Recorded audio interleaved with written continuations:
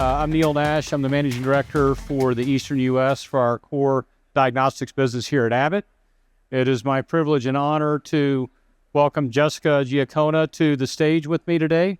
Jessica is the core laboratory supervisor at Auburn Community Hospital in Auburn, New York.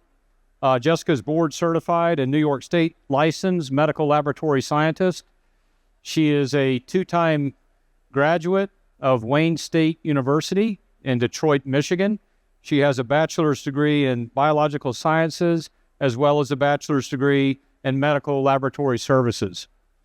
Jessica started her career in Ann Arbor, Michigan at the University of Michigan.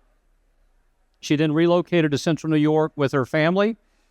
She brings forth significant knowledge and expertise to the lab at Auburn Community Hospital and with her years of experience and many leadership positions. Additionally, at one point, she was the blood bank manager for Auburn Community Hospital, and she's the former lab manager at St. Joseph's Hospital in Syracuse, New York. So, Jessica, welcome. Thank you for being here. Thank you.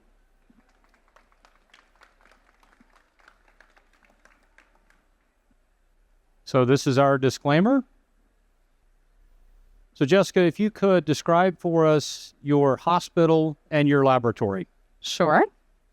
Auburn Community Hospital is a 99-bed acute care facility located in Central New York. It serves as the sole provider of acute care and general hospital services for Cayuga County. Considering that our facility's presence within that area is vital to the community's health and welfare. To meet the growing needs of our community, the hospital has taken on several expansion projects, including our newly built oncology center, as you see here. And more development projects are in the work, including our Auburn Heart Institute and Bone and Joint Center that are currently in the planning and development stages. Our laboratory, to support all of these services, is a major component to our facility's success in offering quality, comprehensive care to our patients. We currently perform about 290 tests in-house, 1.7 million tests annually. 2/3 of our volume originates from outpatient services. So we have quite a big, laboratory considering our size. With that said, we are looking to improve our technology to support our growing needs. And that's what brings us to the Alinity H. So having been believers in Abbott technology, considering that we were early adapters to the Alinity CI series, so we put forth our trust in Abbott before, we were very eager to have the potential to acquire the Alinity H series, and we really set forth on a mission to do that post its FDA approval. And we are very proud of the fact that we were the first hospital customer in the country to obtain the new instrument post FDA approval. And that was what we consider quite a big feat for our local neighborhood community hospital. That's wonderful. So, Jessica, I've had the opportunity to come out to Auburn and meet your leadership team, and I know that this was a very big decision for you and your team, and you needed buy-in from a lot of people, including your boss, John Baginski, who is the laboratory director at Auburn Community Hospital. John couldn't be here with us today, obviously, so we did ask him to say a few words, and we've got a video of John, and with that, we're going to roll the video.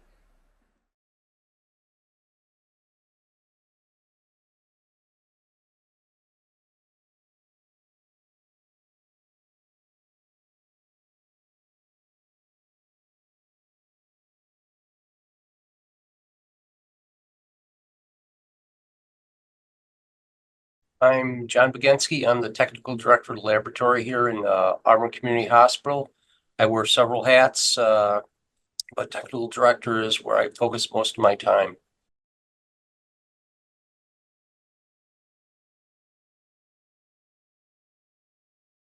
I've had Celldyne hematology probably for 30 years in some way, shape, or form. I actually trained in Santa Clara years ago, and I've always believed in the system. And it's Abbott. And so Abbott brings a lot to the table for me. There's a partnership, whether it be chemistry or hematology or, Abbott ID now doing the COVID testing. Abbott has been a great partnership with us, and it's had reliability. And I think that's what we want. So reliability is a lot. Making the decision has to do with dollars, of course, but it's not just that. So I also want service. I want a team that supports our facility. We work as a partner, and that's the added value that we get with a contract or with a partner. And I've always found that when I've dealt with Abbott. I've always been watching the Alinity H to see when it was going to come out, and I really wanted to push forward with it. I like the technology. Our history with Abbott in hematology has been fantastic. And the hospital itself, during COVID, service lines expanded. Some didn't do so well, but we saw orthopedics, cardiology, and oncology maintain their volumes. And so we just opened up a radiation oncology on campus. We're a standalone facility, nestled between two large cities, and we're still independent. And so we need to, be progressive as much as we can. And the Alinity H complements what we've done in hematology. The accuracy, the in-depth testing, and also our next step is we're going to build a heart institute. And now with the reticulated platelet, we'll be able to do cardiac markers using the same analyzer. Very excited about that.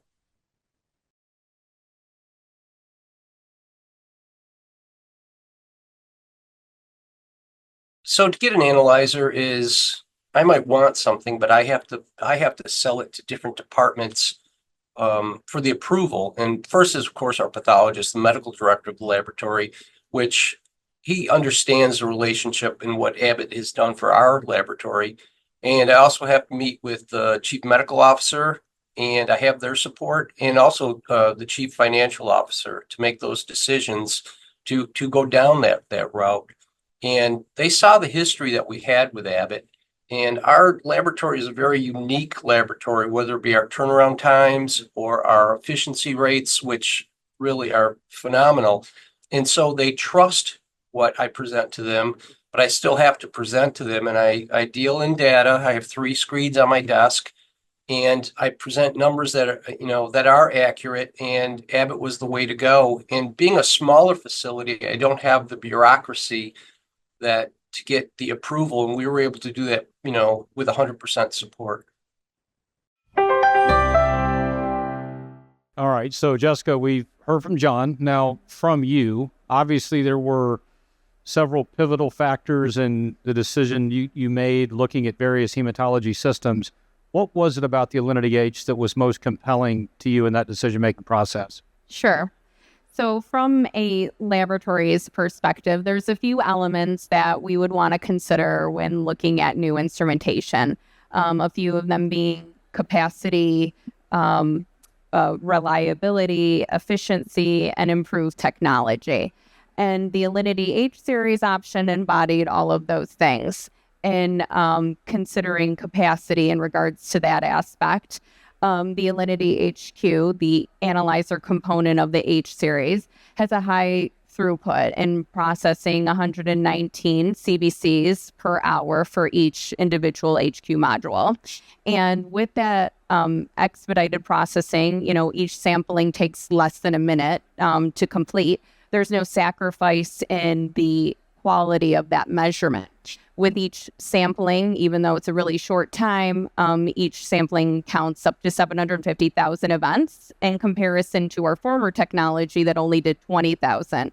So the quality of the measurement is still there, which was very impressive to us.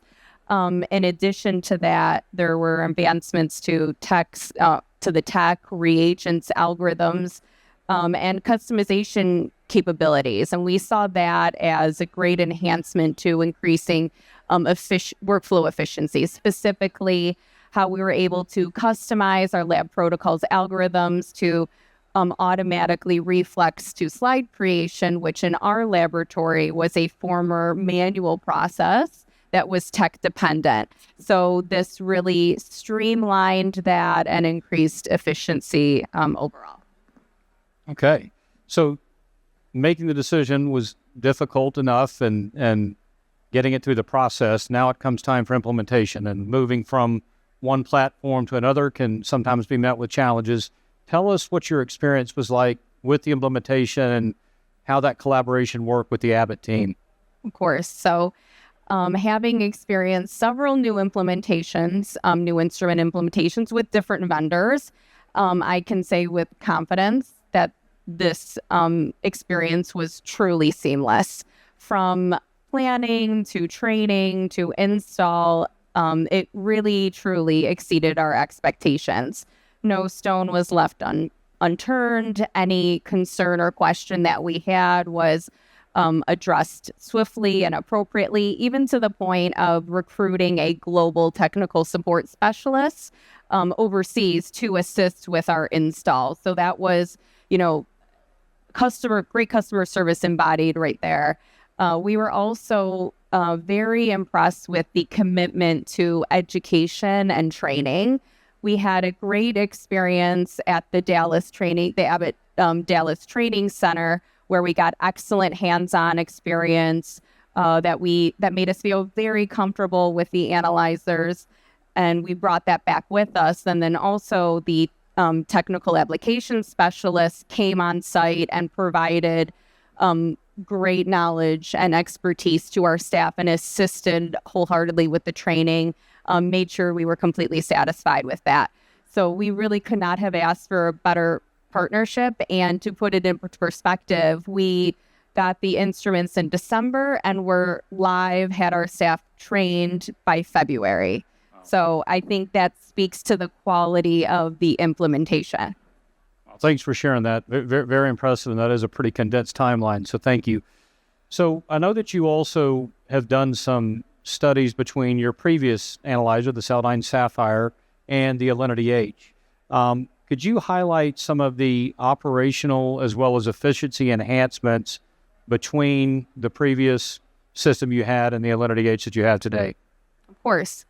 So, when getting new instrumentation, you hear about the advancements in the tech and the improvements that are made, but, you want to see it actually visualized.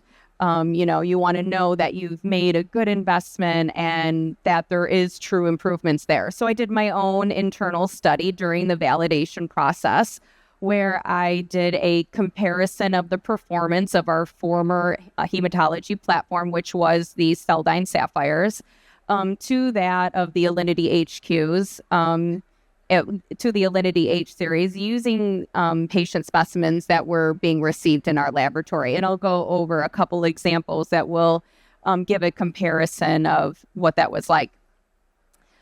So this first example is a case study that really embodies how former interference due to resistant RBCs, lyse-resistant RBCs, would impact the quality of WBC measurements. So, for example, there are certain RBC morphologies that on the former instrumentation would yield erroneous results during processing. So that the solution to that was to reprocess these samples in different modes using increasing lytic potential to overcome that interference. And that was what happened in this case. The sample was run several times over using increasing lytic potential in these different modes to really no avail. And it was due to an overabundance of target cells. You can see the impact that it had in this particular case by the imprecision of the WBC counts here. They differ by 2 to 3 fold. So that, that truly shows how that interference impacted the quality of the WBC measurement on the former platform. Now, switching over to the HQ, initial analysis yielded completely acceptable results. So despite the presence of these resistant resistant RBCs that were resistant to reagent-induced lysis, and lysis by increasing lytic potential on the former instrumentation, that was not a problem on the HQs. These are screenshots of, we ran them on both our HQ modules because they were available at the same time during this validation process, and both yielded acceptable results with initial analysis. So it's also showing not just accuracy, but precision among the instrumentation, that this did not impact the quality of measurement. So why was this the case? The answer lies within the improvement of reagent quality, reagent reformulation, as well as the processing and software algorithms to the HQ. So there was a reformulation to the hemoglobin reagent on the HQs, that this hemoglobin reagent has the ability to lyse these RBCs that were formerly resistant and would not lyse, due to reagent-induced lysis. So that was no longer an issue and didn't impact the measurement of both WBC and WBC populations.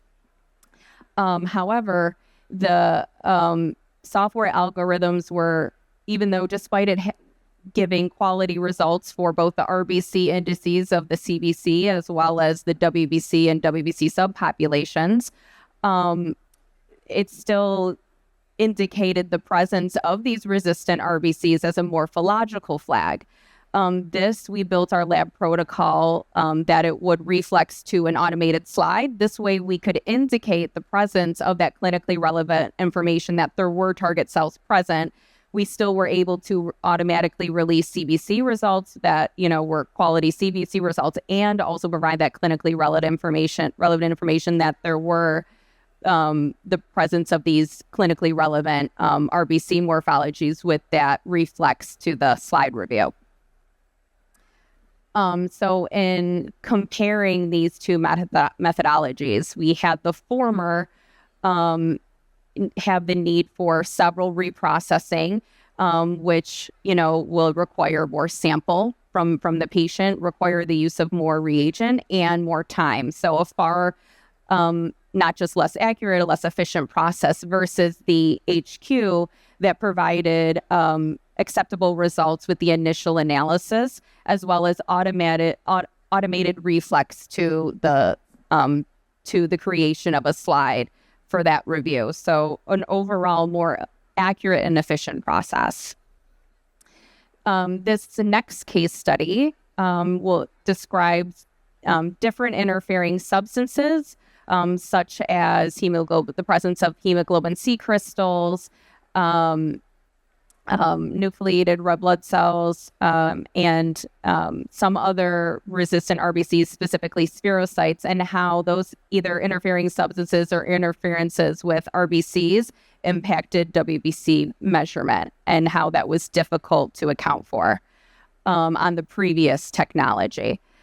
So in our laboratory, we developed a protocol where if we had suspect RBC values that were associated with an asymmetrical RBC flag, along with erroneous WBC population results, we would perform dilutions on that sample to try and dilute out some of those interferences. So obviously that's a manual process, that's labor intensive, requires more sample, and requires a lot of time. That's, a lot of reprocessing and manual work.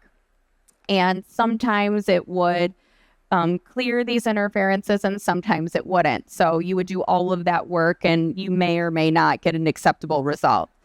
And that's what happened in this case. I didn't include all of the screenshots, but there were several reprocessing of running in resistant mode due to the presence of resistant RBCs in this case, but then also performing several manual dilutions in attempt to clear out some of that interferences.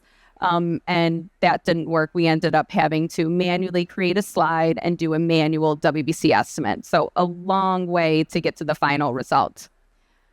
Whereas on the HQ, we had acceptable results for WBC and WBC subpopulations with with the initial analysis.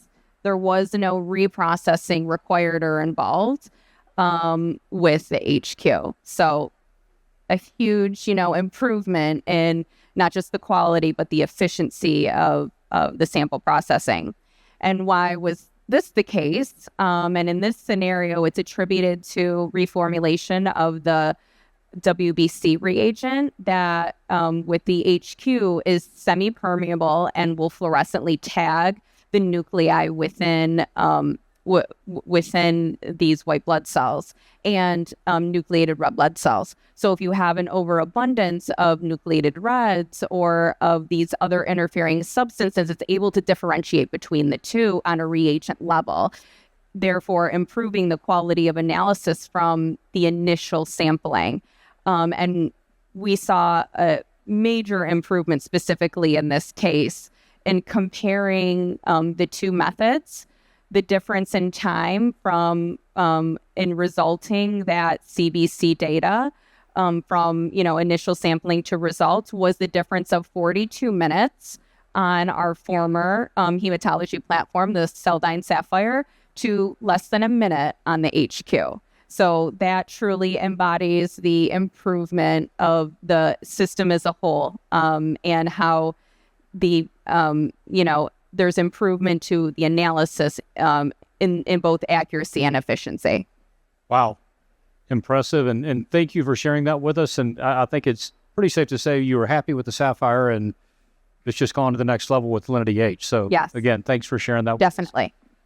So the next thing I want to talk about, and I know this probably does not get old to you to hear, or for you and John and others to say, that you are the first Alinity H in the United States of America to be installed and to go test of record. And we talked about this a little bit, but tell us a little bit more about how you would rate that experience, the support you've received, just the whole experience from A to Z that you've had with Abbott. Sure. So as I previously mentioned, the implementation process exceeded our expectations, and much to our luck and satisfaction, this continued on post-go live. We've continued to be impressed with the performance of the instrumentation, like the case studies I just showed you. Those are true patients that we're actually receiving, and we've noticed a significant improvement in our turnaround time and efficiency and satisfaction of the techs that are working, because their job has become a lot easier in knowing that they won't have to, constantly manipulate all of these samples. So we've been very impressed by the overall performance of the instrument. We could not be happier with it. But another component that we're extremely happy about is its reliability. When you're kind of evaluating how great an instrument is, there's two elements that you're usually thinking about, and it's performance and its reliability. If you have an instrument that performs but is not reliable, you're only good as, your last instrument run. And I'm actually quite blown away by how reliable the instrument is. It remains one of our most reliable instruments despite its high volume. It's number 2 right after chemistry. And we've only required true intervention from a field service engineer to continue operation twice in 7 months, which is unheard of for your high throughput automated analyzers. So we continue to be impressed by it. It was great to hear. And again, thanks for sharing. And obviously the Auburn team is part of that as well, and your buy-in to the process. So thank you for that. So I know you and John talk a lot about how you serve the community and what that means, and how do you advance to serve the community even better, not even just the community of Auburn, but the surrounding area. You've talked about outreach. So in what ways has this transition to the Alinity H had an impact on your community, and what have you seen in the short time that you've been live with the system? So I love this question because it's, I think, the best part of the experience, in my opinion. Because as a laboratory, while we were very excited to receive this new technology, it was long overdue for hematology. So while we were really excited for the arrival of the Alinity H, we're even more excited to share that with the community. So we found it fitting to make that first announcement at our hospital's annual gala, which was this past January. And we made this announcement just to the attendees. And when John and I, proclaimed to them that we were getting this new technology that was the newest on the current market, post FDA approval, and we were going to be the first in the country. Our small neighborhood community hospital was going to be the first in the country to have this operational. We were met with overwhelming praise and applause. It truly blew me away that the attendees all understood the magnitude of it, and we made that connection. It was truly amazing. For the rest of the event, John and I were bombarded by questions from, all of the attendees wanting to know more about the technology, when we would go live with it. So that interest just really inspired us, and that continued on to our next event, which was our formal ribbon cutting. And that's when we made the announcement to the overall general public. And there were local news that were there at this event. And it was followed by subsequent articles that went out. And after that media blitz, which also at this event, we had, local officials who attended it. There was so much excitement and hype over it. It was truly amazing. The community really embraced this and saw it as a positive, component to our hospital success and providing better care for our community. So it was truly amazing to see how big of an outcome that was. But after this media blitz, we received direct calls to our laboratory from the community wanting to know if their blood could be tested on this instrument. And that type of connection, I've never experienced that type of connection before, where the laboratory had such an amazing, positive, true outreach to, positive outreach to the community, that they wanted to inquire more and saw the value and wanted their blood to be tested on a quality instrument like that we had. And they saw the value in it. It was truly the most rewarding experience to have fostered that connection, with the public, because the laboratory is typically hidden. There's a veil, and we're behind the curtain and we don't have that spotlight. We're not truly seen. But to have that resonate with our neighboring community was just amazing. And we continue to grow and expand our volume. Since the go live of this, we continue to reduce our turnaround times. And that has translated into, providing better care for our patients.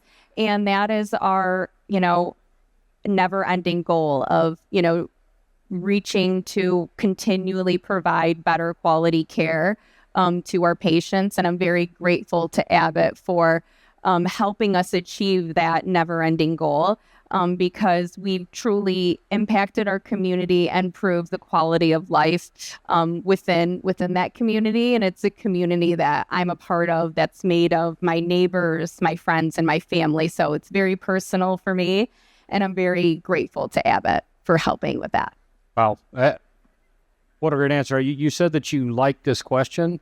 I think I like the answer better than the question. So really appreciate you sharing that. And at the end of the day, we know that it's your community and your patients that you're there to serve. And we're happy to be a part of that process with you, and truly appreciate you sharing that story. And we truly appreciate your partnership and your confidence in Abbott to be a part of that. As a 32-year veteran here, it warms my heart to hear that. So thank you.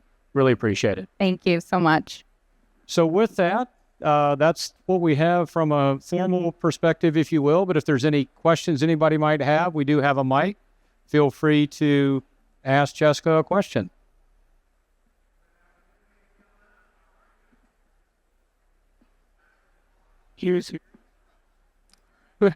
She was very thorough. We have one over here. Oh.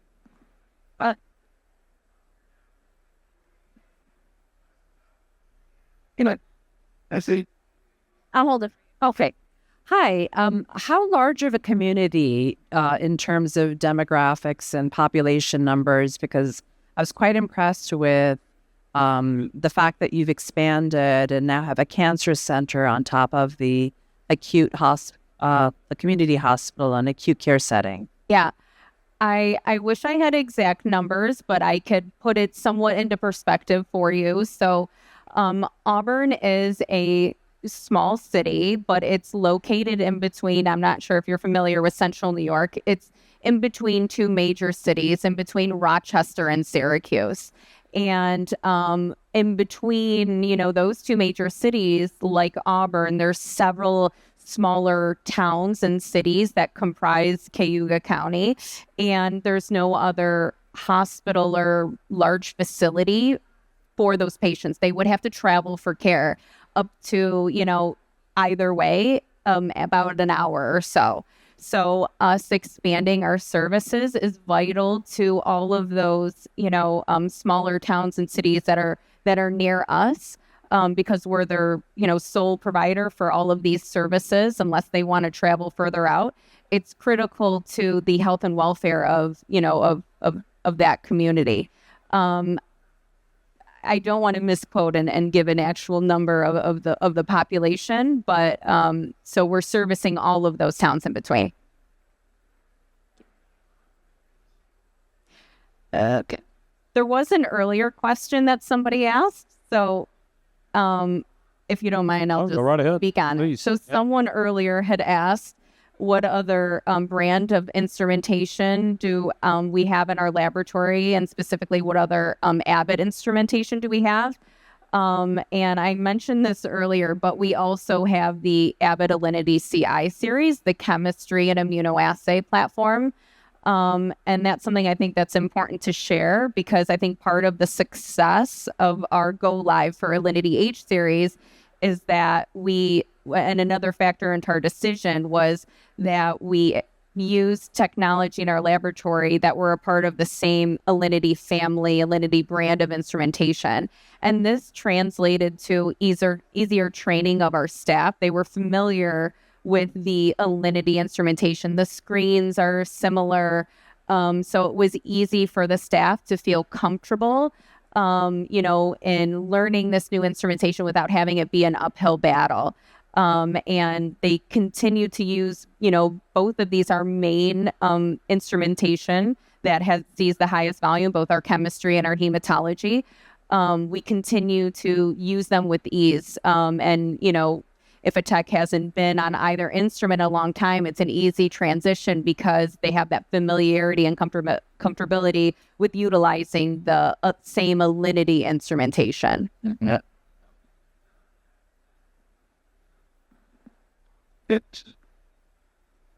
Okay. Go right ahead.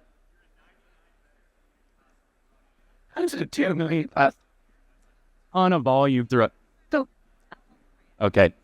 So you're a 99-bed community hospital, and I've been there. It's a small space, and you're pumping out 2 million tests per year because you have a lot of outreach. You're being aggressive at getting all of that business in from the community. Can you talk a little bit about how the amount of firepower that you have in such a small space is allowing you to really function as a reference lab in some regards and handle massive batches of tubes coming in all at once? Yeah. So I'm pretty blown away by it too. We've, for a small lab, we really have quite a high volume for our small one-room lab. And we've added on testing significantly, over the past few years. So we are continuing to grow and to expand. That's why we found it necessary to move on to the Alinity H series. And we're continuing to look for workflow solutions to help us with that. As there's staffing shortages continue to happen, as retirements continue to happen, as it grows far more and more difficult to recruit new staff. We're in New York State. They need to have a license, to be able to work in the laboratory. So that's an additional uphill battle that we have to face in recruitment of staff. So we're continuing to look for, workflow improvements and enhancements in technology to help the laboratory succeed. And Alinity H has really helped us with that.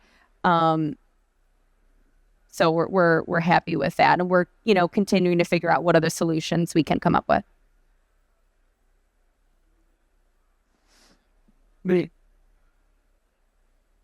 Okay. Well, I don't think there's any more questions. So again, Jessica, thank you so much for making the trip Thank to you. Chicago. Thank you for sharing your story and your experience. Really appreciate it. Thank you, Thanks Kevin. again.